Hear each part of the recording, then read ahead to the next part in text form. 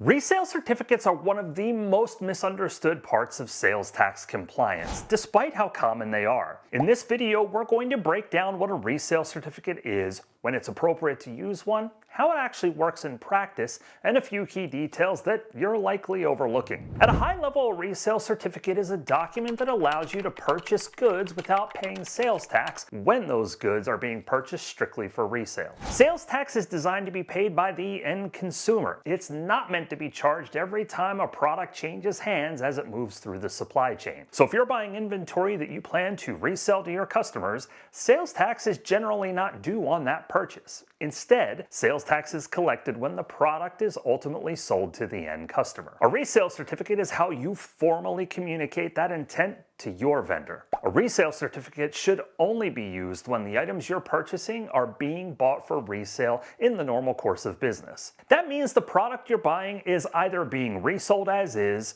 or becoming a component of a product that will be resold. In contrast, a resale certificate is not appropriate for items your business uses or consumes itself. Things like office supplies, equipment, software, or tools used in operations generally do not qualify, even if you're a reseller by trade. This distinction matters because the resale certificate is not a blanket exemption. It's tied directly to how the item is used, not just what kind of business you are. From a practical standpoint, resale certificates prevent sales tax from being applied multiple times to the same product. If a reseller paid sales tax when purchasing inventory and then collected sales tax again when selling that same item to a customer, the tax would effectively be layered on twice. And that's not how sales tax is intended to function. By allowing resellers to purchase inventory tax-free, states ensure sales tax is collected once, at the point of final sale. That's why resale certificates play such a central role in wholesale, distribution,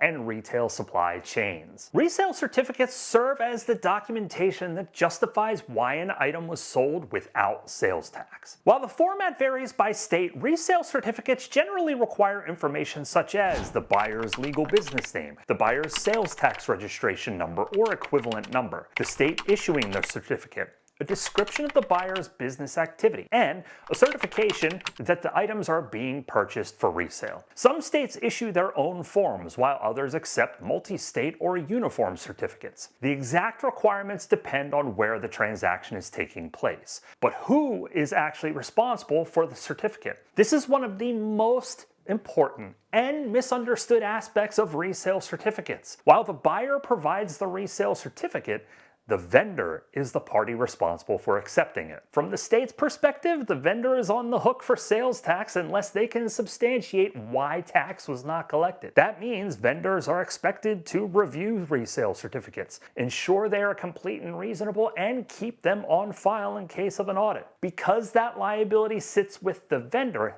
they are allowed to reject a resale certificate, even if the buyer believes it's correct. So why might a vendor reject a resale certificate?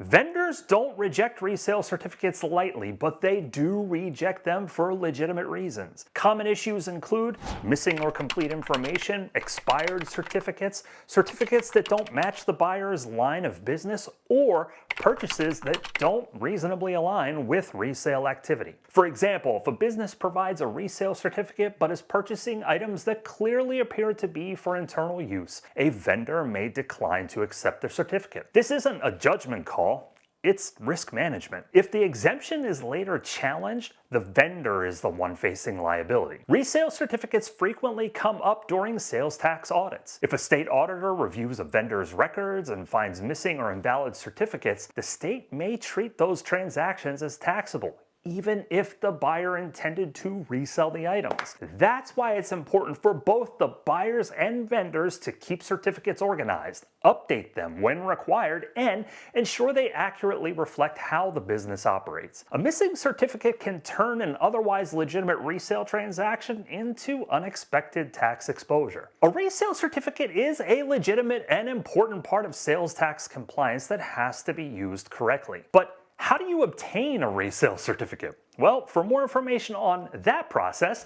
check out this video. And remember, when in doubt, always consult with a sales tax professional.